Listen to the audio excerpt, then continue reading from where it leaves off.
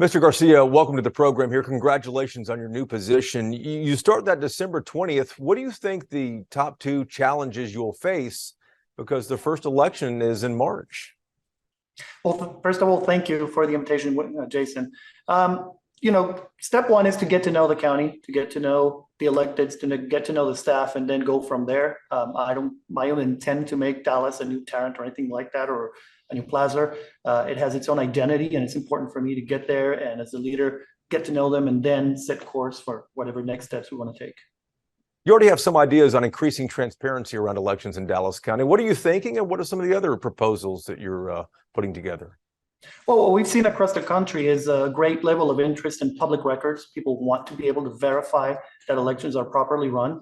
And I think making those processes easier and more accessible to people are going to definitely help that cause of increasing transparency. Michael has done a great work of laying down the foundations to that, but I think we can take it to the next level and just understand, again, our local groups, our local watchdogs, and say, what do you want? What will it take for you to be able to satisfy all these questions that you're raising?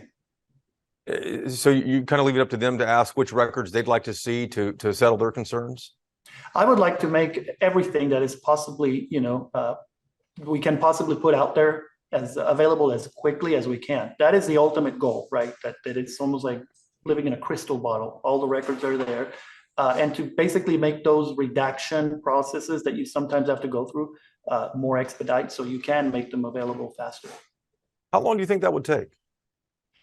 Just understanding, and preparing. Sometimes it's not about how difficult it is to put the record out there, but to have it available, right? So if you know it's going to be asked, don't put it in the box, scan it before you put it in the box. And so little things like that go a long way to making processes faster and more responsive.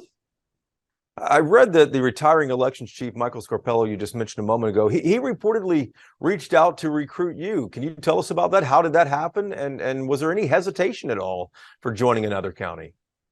Well, Michael did tell me earlier in the year he was thinking about retiring, but I had just left Tarrant, and I had this great offer from the Elections Assistance Commission. It's a federal agency dedicated to assisting local officials, and it has been great. It wasn't easy to make this decision because I really love the agency and what I've learned and the people I'm working with.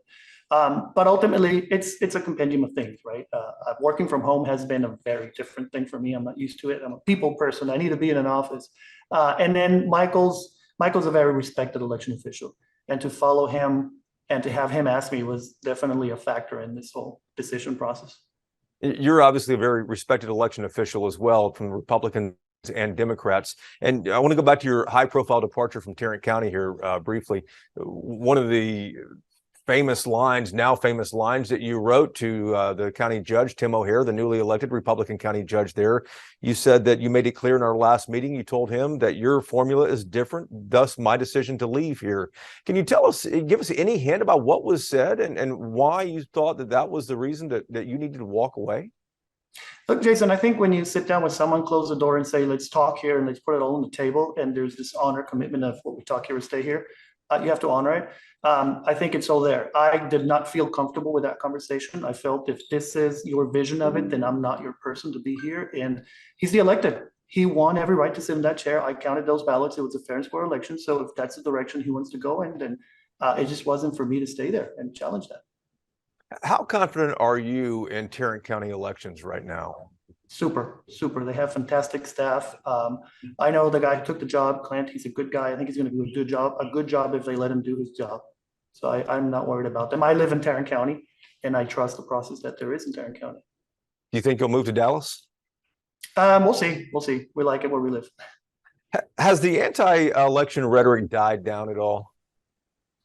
There's always questions, and I think that is just a new process, right? People used to be comfortable and took for granted this process, and now they want to know about it. I think as a public servants, it's our obligation to answer those questions, and I don't like to label anyone as wrong or a conspiracy theorist or anything like that. It's just, we have an obligation to answer questions. That is literally in the job description, and to me, it's just part of the job. Instead of dismissing, a lot of folks who were denying, rightful winners in elections, you actually met with them. Do you expect to continue that in Dallas County? Absolutely. I think that is the way. I think, like I'm saying, that's our obligation as public servants to answer questions. I think you can only fight misinformation with facts. Hence, we go back to transparency, to making records available. The paper trail is there. The proof is there that we do the job. The Secretary of State did a forensic audit in Tarrant, and the conclusion was, we run a clean, transparent election.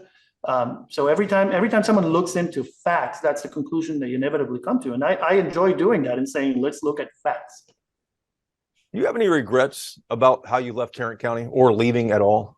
Not one. I miss the staff. I miss the friends, but no.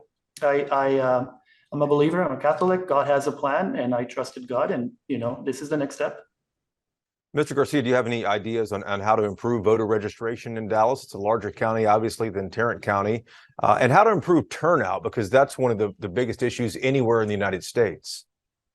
I think just contact, just constant outreach, just talking to the community, just finding them where they are. I'm bilingual, so I'm hoping that I can use that skill a lot to talk to the Hispanic community directly in Spanish. But just general contact and information. I don't think that people realize, especially in municipal elections where we have an incredibly low turnout, how important it is to elect local officials. How much of an impact they have on your daily life. And so just that outreach, just reaching out and sitting down with people and talking to people. 4 of the 5 members on the Dallas County Election Commission voted for you for this job. One of them did not. It's the Republican Party chairwoman here, Jennifer Stoddard-Hoydu. Any idea why she voted against you? Have you reached out to her? No, but I'm an open book, and I'm willing to sit down with anyone and work. And I've had difficult relationships in the past that I've been able to turn into strong partnerships. So I'm hoping that when we sit down, we're able to establish a commitment to work together and just do what's best for the voters of Dallas County. When I mentioned to a few folks that I was going to interview you this morning, several of them said, well, listen, find out exactly why he left Tarrant County. What was the reason that he walked away? Like I said, I didn't share the vision. I didn't feel I was the person to do what I was being asked. And I said, then I'm not your guy, and hope you find someone who does. And despite you leaving in Tarrant County and the vision that, let me ask it like this. Despite you leaving there, you think that despite you leaving there, you think the new elections chief, though, is maintaining integrity in Tarrant County? Absolutely. Absolutely. I know Clint. I think he's a good guy. I think if he's allowed to just do his job, he's going to do a great job. I haven't seen any changes. Let's see next week when we go vote, right? Early voting starts next week, everyone. So when we go vote, we'll see. But I don't think there's going to be, I haven't seen any changes. So I don't see anything that worries me. You think that your successor there do you think your successor in Tarrant County can push through what you opted to leave? I think he's a smart guy, and he will make his own thing. I trust him. I really do. Any other changes you anticipate in Dallas County on how the elections are run here?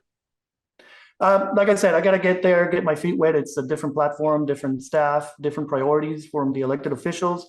And once I'm in tune with them, then we'll come up with a very solid plan. And also, one thing that's going to be important for me is to make sure that Michael's initiatives have continuity. There's nothing I hate more than just having a new administration leave a bunch of plans halfway through. That's wasted talent and money and resources, right? So we make sure we continue whatever's ongoing and then start whatever we want to do next. Mr. Garcia, congratulations on the job. I appreciate it. Thank you so much.